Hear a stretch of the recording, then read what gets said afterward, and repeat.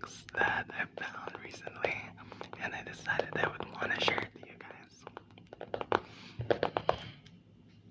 So the book that we will be reading today is If Dinosaurs Were Still Alive Today. It was one of my favorite books because as a kid I loved dinosaurs. They were my favorite thing in the world. So yeah, this basically just shows like information about dinosaurs, how big they would be if they were still alive, and I will be showing you guys the pictures. I got this for my 7th birthday, so yeah. Anyway, without further ado, let's get started.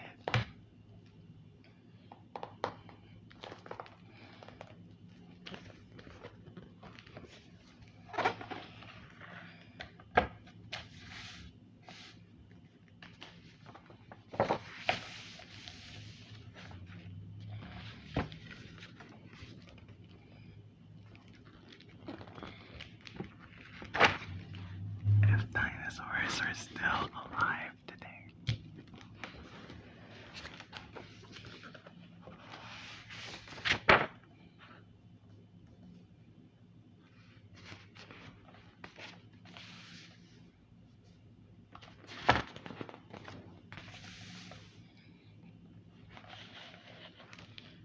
So I'm going to show the picture first, then I'll read it to you guys.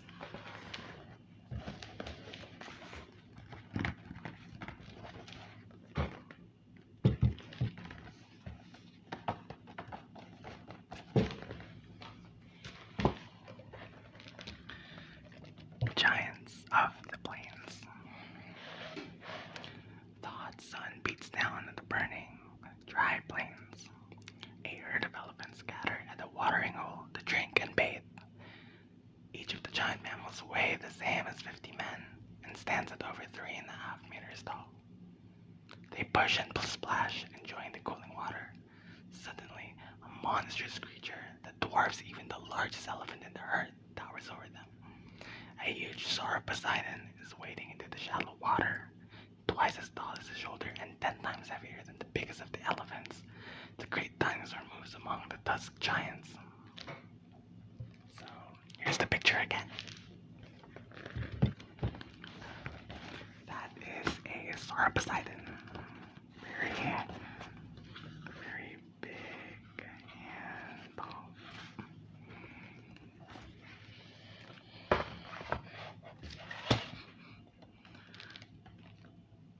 Sauropodon was the tallest animal to have ever walked on Earth. It must have dwarfed all the other animals in the open plains of the early Cretaceous period. It fed on all tall trees, like the giraffe, and was a member of the Brachiosaurid group of long-necked plant eaters. The elephants move away but are in no danger from this fast, gentle herbivore unless it accidentally knocks one of them over with its massive tail.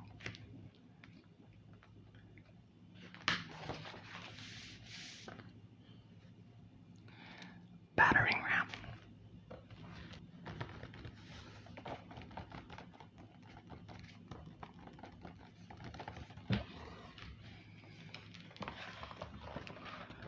A loud crack echoes around the snowy valley in the Rocky Mountains. It sounds like a gunshot, but is actually the noise of two skulls crashing together. A bighorn ram and a stegosaurus are clashing. It is mating season for the rams. They resent intruders, fighting off any animal they see as competition. Sit tight, this budding contest could last for 20 hours. Stegosaurus would probably be at home in the mountains, the areas of today's world. It was well equipped to deal with hardy mountain animals. Stegosaurus was built like a battering ram. Solid bones at the top of its head absorbed the impact when it collided with the rival, preventing it from damaging itself. A very strong neck and back stopped the animal's body from twisting and fighting, making it an incredibly strong dinosaur. So here's the Stegosaurus.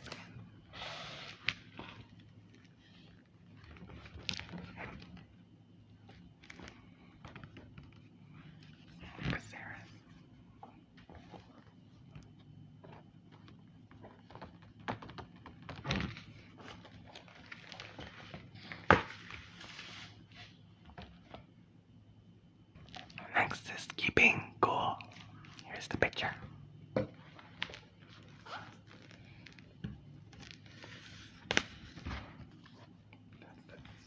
is the dinosaur beside the camel.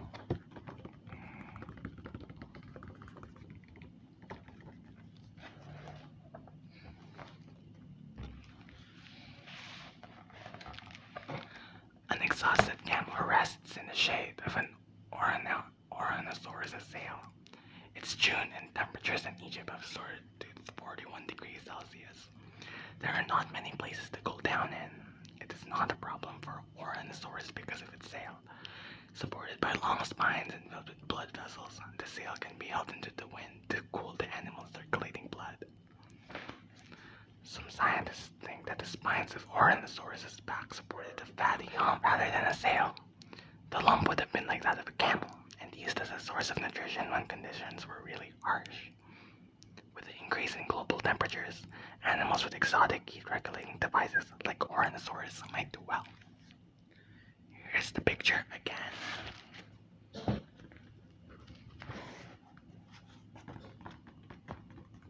The Oranosaurus.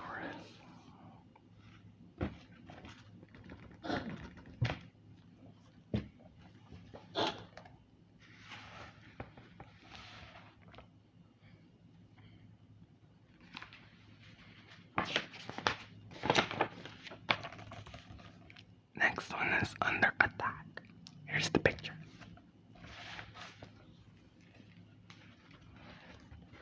Here's the dinosaur.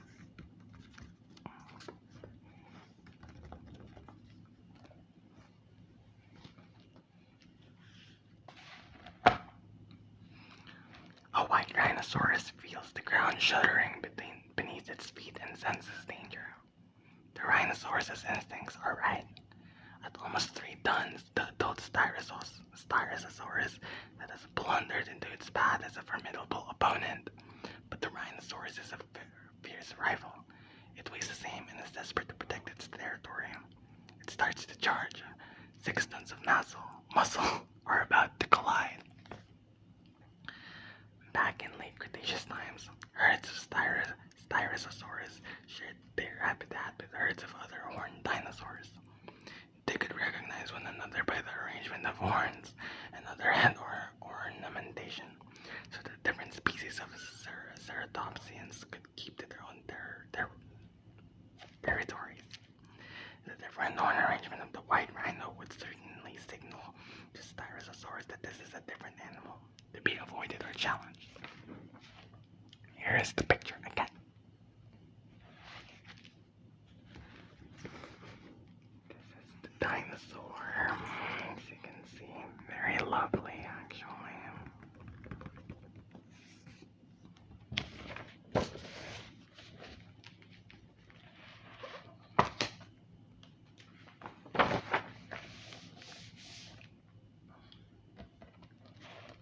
Next up is boxing bout. Here's the picture. There's the tiger, and here is the dinosaur.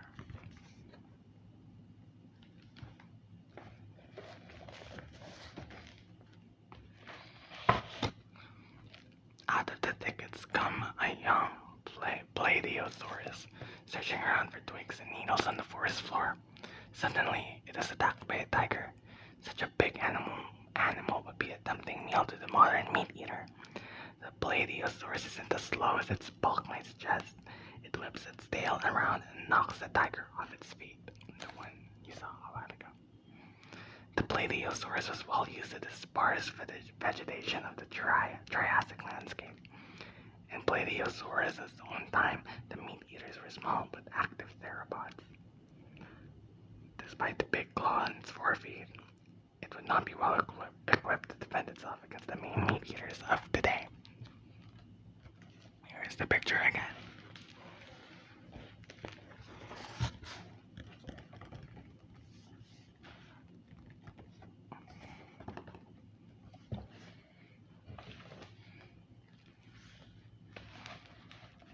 For our last page of this book for this video, clever decoy. Here's the picture.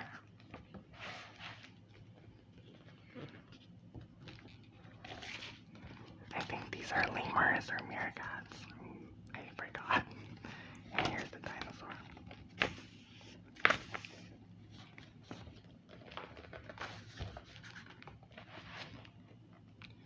Three playful Sifakas spy a stranger in their thicket. They feel intrigued and a little intimidated. They throw themselves at the newcomer's head, taunting it and leaping away. But the target is not really the intruder's head, it is its tail. The big animal is a juvenile ankylosaurus. For such a heavy animal, the attack of the Sifakas is hardly even an annoyance. It lumbers on regardless.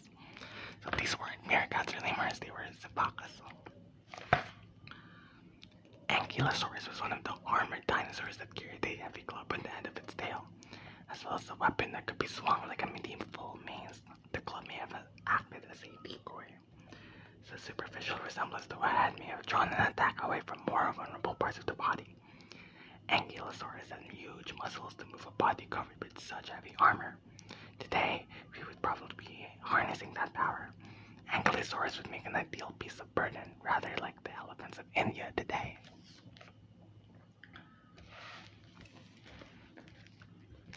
So here's the picture again. The Sifakas, here we go. Sifakas and Ankylosaurus.